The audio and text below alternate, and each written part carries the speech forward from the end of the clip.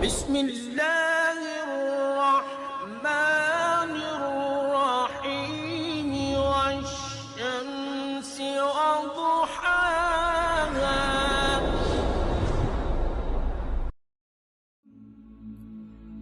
Islamic hub کے معزز دوستوں، میں ہوں ماجد ملک اور اب تمام دیکھنے اور سننے والوں کو السلام علیکم۔ ناظرین گرامی، پچھلی ویڈیو میں ہم نے آپ کو اصحاب الفیل کے واقعے سے آگاہی دی تھی۔ آج ہم آپ کو اسلام سے قبل کے ادیان اور شرکیہ مفروضوں کے بارے میں بتائیں گے، اور کون کون سے بت عرب کی اقوام میں مشہور و معروف تھے اس پر بھی روشنی ڈالی جائے گی، لہٰذا آج کی اس ویڈیو کو آخر تک ضرور دیکھیے گا۔ معزز خواتین و حضرات، کعبے کی وجہ سے مکہ پورے جزیرہ نما عرب کا مرکز تھا۔ جب باہر سے مختلف قبائل کے لوگ حج کے دنوں میں مکہ آتے تو وہاں ان بتوں کی پرستش ہوتے دیکھ کر واپسی پر ان بتوں کی شبیہ بنوا کر ساتھ لے جاتے اور اپنے علاقے میں ان کو نصب کر کے ان کی پوجا شروع کر دیتے۔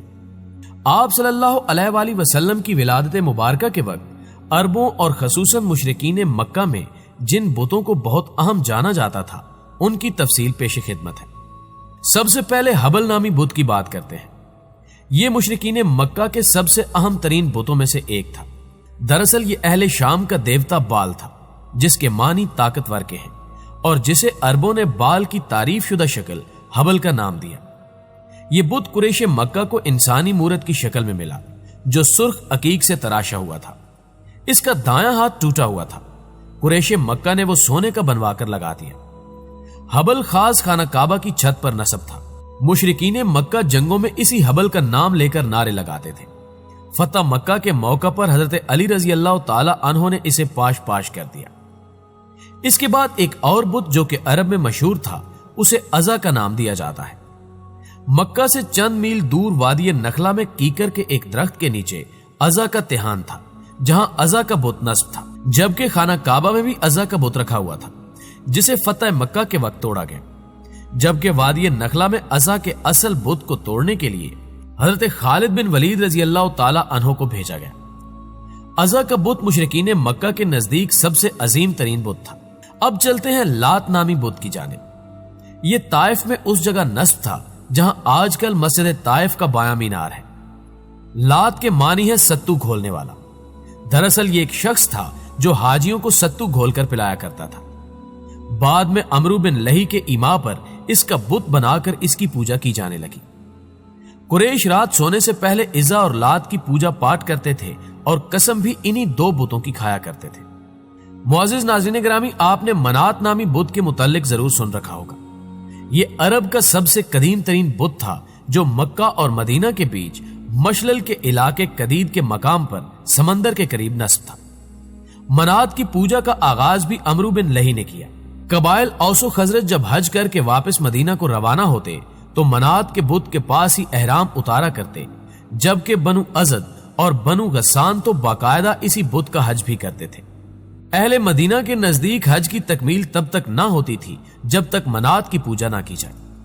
اس بت کو بھی نبی کریم صلی اللہ علیہ وآلہ وسلم کے حکم پر فتح مکہ کے لیے جاتے ہوئے حضرت علی رضی اللہ تعالی عنہ نے منہدم کر دیا۔ اس کے علاوہ جو بت عرب میں جانا پہچانا جاتا تھا اسے اصاف و نائلہ کہا جاتا ہے۔ یہ انسانی شکل کے بت تھے۔ دراصل ایک مرد اصاف اور عورت نائلہ کعبہ میں زنا کے مرتکب ہوئے، اور جب لوگوں نے آ کر دیکھا تو وہ پتھر بن چکے تھے۔ اہل مکہ نے انہیں عبرت کے لیے صفا اور مروہ پر رکھ دیا تھا، مگر انہیں بھی عمرو بن لہی حرم کعبہ میں لے آیا اور زمزم کے پاس رکھ دیا۔ لوگ ان کا طواف بھی کرتے اور قربانیاں بھی کرتے تھے۔ استغفر اللہ، یہ اس دور کی بدترین جہالت تھی۔ ایک بت جسے سوا کہہ کر پکارا جاتا، اسے بھی عرب قبائل میں خاص عزت و مقام حاصل تھا۔ یہ ان 5 بتوں میں شامل تھا جن کو قوم نو پوجا کرتی تھی اور جنہیں عمرو بن لہی شام سے لایا تھا۔ باقی 4 بتوں میں نصر، ود، یعوق اور یغوث شامل ہیں۔ یہ بت عورت کی شکل میں تھا اور مدینہ منورہ کے قریب نصب تھا۔ اس کے بعد باری آتی ہے نصر کی۔ یہ بت یمن میں حمیر کے علاقے میں نصب تھا۔ یہ گدھ کی شکل میں تھا۔ اہل حمیر تب تک اس کی پوجا کرتے رہے جب تک انہوں نے یہودی مذہب اختیار نہ کر لیا۔ علاوہ ازیں یعوق بھی ایک بت مشہور تھا۔ یعوق کے معنی مصیبت روکنے والا ہے۔ گھوڑے کی شکل والا یہ بت عمرو بن لہی شام سے لایا تھا اور اسے بنو ہمدان اور خولان کے حوالے کیا تھا، جو اسے اپنے ساتھ یمن لے گئے اور اسے سنا سے کچھ فاصلے پر ارہب کے مقام پر نصب کر کے اس کی پوجا شروع کر دی، جبکہ یغوث نامی بت بھی یمن کے ایک علاقے اکما میں نصب تھا۔ یہ شیر کی شکل کا بت تھا۔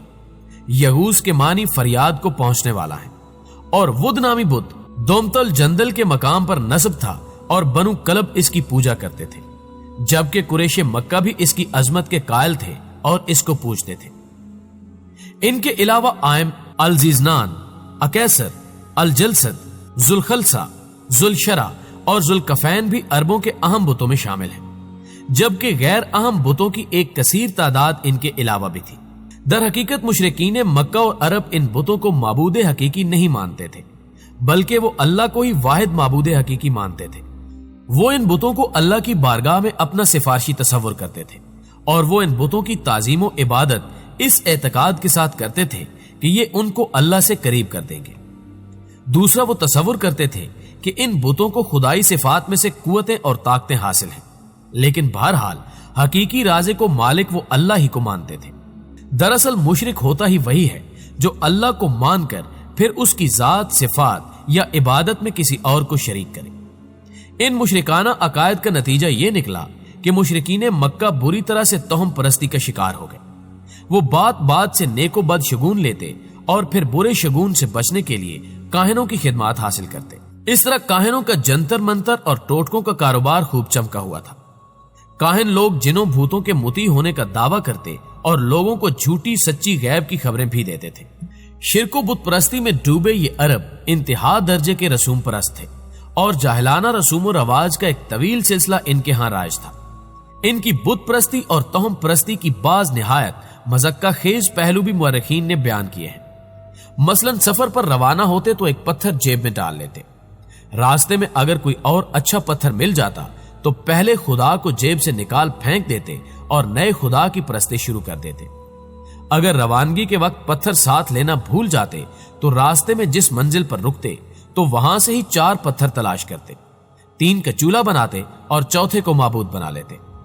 اگر کہیں پتھر نہ ملتے تو مٹی اور کنکریوں کا ایک ڈھیر جمع کر کے اس پر بکری کا دودھ بہاتے اور پھر اس کے سامنے سجدہ ریز ہو جاتے۔ ذوق بت پرستی صرف پتھر تک ہی محدود نہ تھا، بلکہ لکڑی اور مٹی کے بھی بت بنائے جاتے۔ معزز خواتین و حضرات، یوں خانہ کعبہ جو زمین پر اللہ کا سب سے قدیم اور مقدس ترین گھر ہے، مشرکین کے ہاتھوں شرک و گمراہی کا گڑھ بن چکا تھا۔ اہل مکہ کے نزدیک سب سے اہم بت لات، منات، عزا اور حبل سمیت لگ بھگ 360 چھوٹے بڑے بت تھے جو حرم کعبہ میں نصب تھے۔ عرب ان کی پوجا بھی کرتے اور ان پر قربانیاں بھی پیش کرتے۔ حج کے دنوں میں یہ کفر و ضلالت کے مناظر اور بڑھ جاتے جب حج کو آنے والے ننگے ہو کر خانہ کعبہ کا طواف کرتے۔ بتوں کے آگے فال نکالنے والے پانسے پھینکے جاتے اور نظریں مانے جاتی۔ غرض یہ کہ شیطانیت سرزمین عرب پر اپنی انتہا کر چکی تھی، اور عرب قوم شرک و گمراہی میں پستی کے جس مقام پر پہنچ چکی تھی اس سے آگے کوئی اور پست مقام نہ تھا۔ اب اللہ کی شان رحمانیت کی باری تھی، چنانچہ انہی مشرکین کے بیچ میں سے اپنے حبیب حضرت محمد مصطفیٰ صلی اللہ علیہ وآلہ وسلم کو پیدا کر کے شرک و کفر کے بتوں پر وہ کاری ضرب لگائی کہ روئے زمین کے چپے چپے پر توحید و وحدانیت کے چراغ روشن ہو گئے، کبھی نہ بجھنے کے لیے۔ معزز دوستو، ظہور اسلام سے قبل صرف اہل عرب ہی نہیں بلکہ ایک مکمل دنیا تہذیبی، اخلاقی اور معاشرتی برائیوں کا شکار تھی۔ اس کی بڑی وجہ یہ تھی کہ یہودی اور عیسائی اپنی مذہبی کتابوں میں تحریف کے مرتکب ہو چکے تھے، اور شریعت کے وضع کردہ اصول و قوانین کی جگہ ایسے خود ساختہ نظریات و عقائد کو اپنا لیا جو ان کے مزاج اور طبیعت کے لیے موزوں تھے۔ نتیجہ یہ ہوا کہ آہستہ آہستہ ظاہراً اصل دین اور حقیقی قانون الہی کی صورت مسخ ہو کر رہ گئی۔ عوام الناس اپنے علماء کی اندھی تقلید میں جاہلانہ رسومات کے دام فریب میں الجھتے چلے گئے۔ دین اسلام سے پہلے خطہ عرب کے حالات پر نظر ڈالیں تو کئی برائیاں عام دکھائی دیتی ہیں۔ دین کو علماء یہود و نصارہ نے اپنی مرضی کے مطابق استعمال کرنا شروع کر دیا، اور ہر شخص میں مادیت کو پروان ملتا چلا گیا۔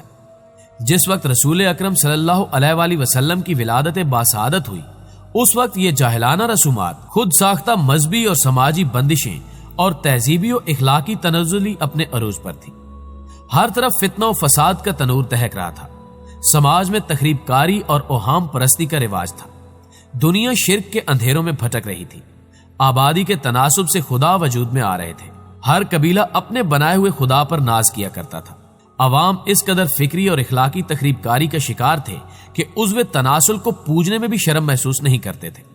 अरब के सहराओं में इंसान नुमा जानवर रहते थे जो बात का बतंगड़ बनाने में देर नहीं करते थे, बल्कि फसाद और खूनरेजी उनकी आदत का हिस्सा बन चुकी थी।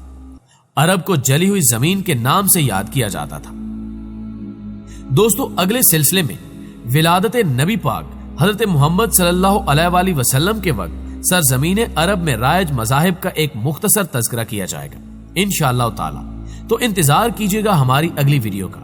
अगर आपको ये वीडियो पसंद आई हो तो इसे लाइक कीजिए और अपने दोस्तों के साथ भी जरूर शेयर कीजिए और हमारे चैनल को सब्सक्राइब करते हुए बेल आइकॉन को भी क्लिक कर दीजिए ताकि हमारी हर आने वाली वीडियो की नोटिफिकेशन आप तक बर वक्त पहुंचती रहे। अगली वीडियो तक के लिए अल्लाह हाफिज।